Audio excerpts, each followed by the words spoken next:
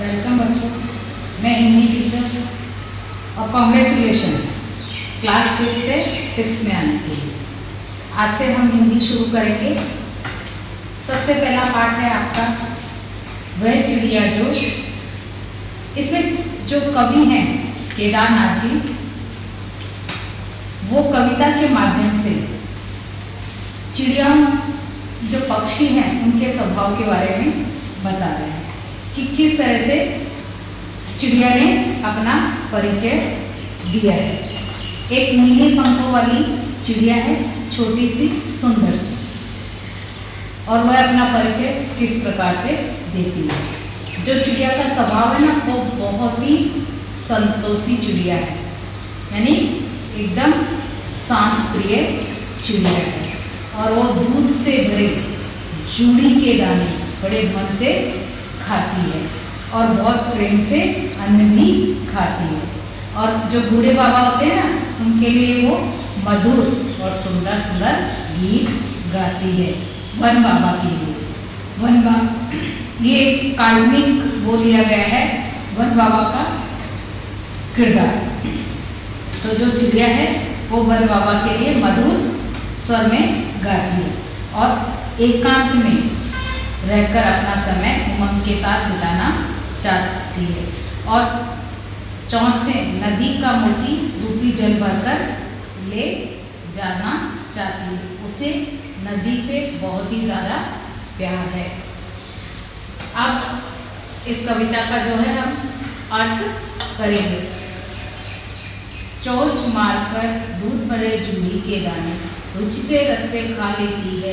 वह छोटी संतोषी चिड़िया नीले पंखों वाली मैं हूँ, मुझे अन्न से बहुत प्यार है।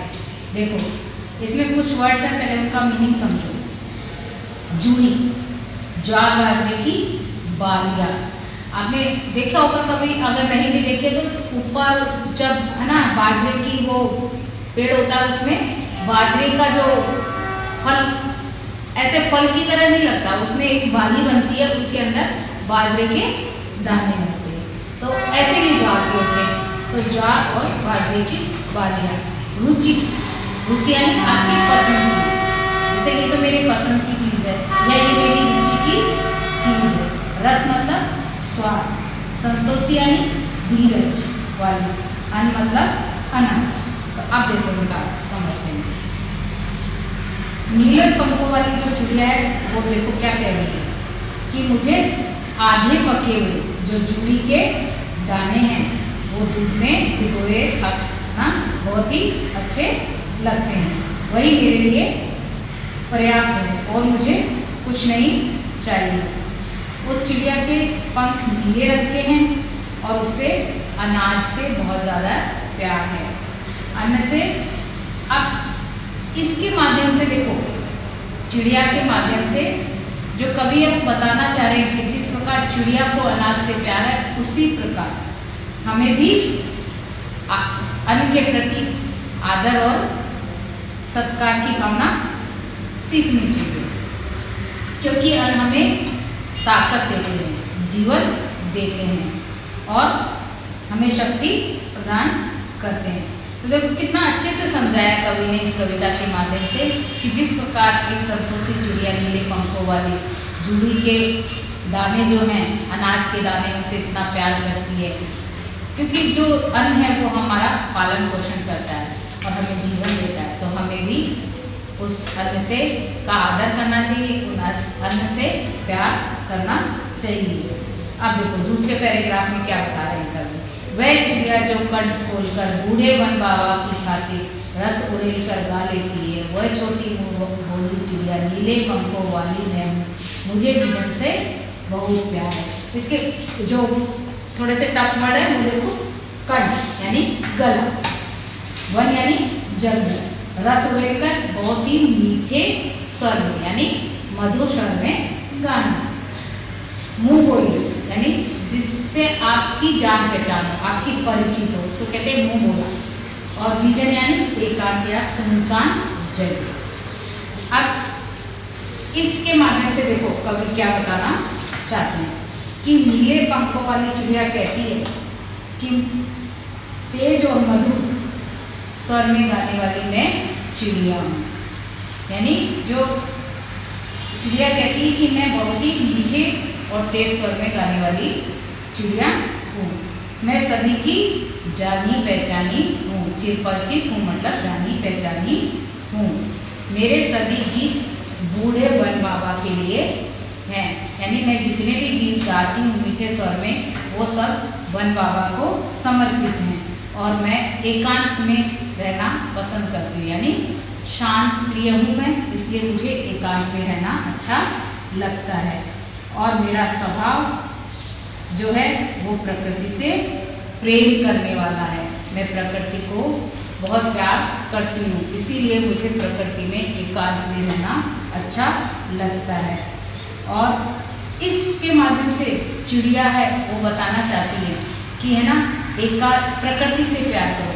प्रकृति ने हमें सब कुछ दिया है, प्रकृति हमारे को पालती है, तो हमें प्रकृति से प्यार करना चाहिए, उसकी रक्षा करनी चाहिए, उसकी देखभाल करनी चाहिए। अब इसका तीसरा पैराग्राफ। वह चिड़िया जो चोंच मारकर चढ़ी नदी का दिल टटोलकर जल का मोती ले जाती है, वह छोटी गर्वीली चिड़िया नीले पंखों वाली है, मुझे नदी से बहुत प्यार है। इसके कुछ पहले जो कठिन वर्ड है वो देखेंगे, उनके मीनिंग समझेंगे। चढ़ी नदी यानी जल से भरी, जब बिल्कुल लबालब यानी ऊपर तक जो जल से भरी हुई नदी होती है, उफान पर होती है, उसको कहते हैं चढ़ी नदी। टटोल कर यानी खोज कर, गर्वीली यानी गर्व से, अभिमान है ना, मुझे गर्व है, ऐसे गर्वीली चिड़िया। अब इसके माध्यम से देखो क्या कहना चाहती है। वह चिड़िया जो चोंच मारकर चढ़ी नदी का दिल टटोलकर जल का मोती ले जाती है, वह छोटी गर्वीली चिड़िया नीले पंखों वाली मैं हूँ, मुझे नदी से बहुत प्यार है। नीले पंखों वाली चिड़िया कहती है कि मैं बहुत छोटी हूँ, लेकिन उफनती हुई नदी में जो पानी की बूंदें बनती हैं, वो बूंद रूपी मोती अपनी चोंच में लेकर उड़ जाती हूँ। मुझे अपने इस साहस पर जो पानी रूपी बूंद है उसको लेकर जब मैं उड़ जाती हूँ, ये जो साहस है उसको लेकर उड़ने का, इस साहस पर मुझे बहुत गर्व है। मुझे नदी से भी बहुत प्यार है। तो जो ऊपर इन पंक्तियों के माध्यम से चिड़िया जो विपरीत परिस्थितियाँ आती हैं, जब हम पे कोई तकलीफ आती है, परेशानी आती है, तो हम क्या करते हैं, हिम्मत हार जाते हैं और सोचते हैं हम नहीं कर पाएंगे।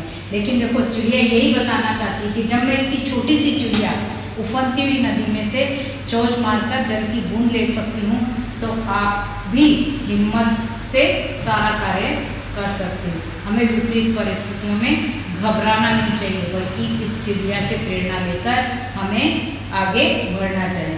ये नदी से प्रेम करने का संदेश देती है कि नदियाँ हमारे को क्या पानी देती हैं, और पानी क्या है, जल ही जीवन है।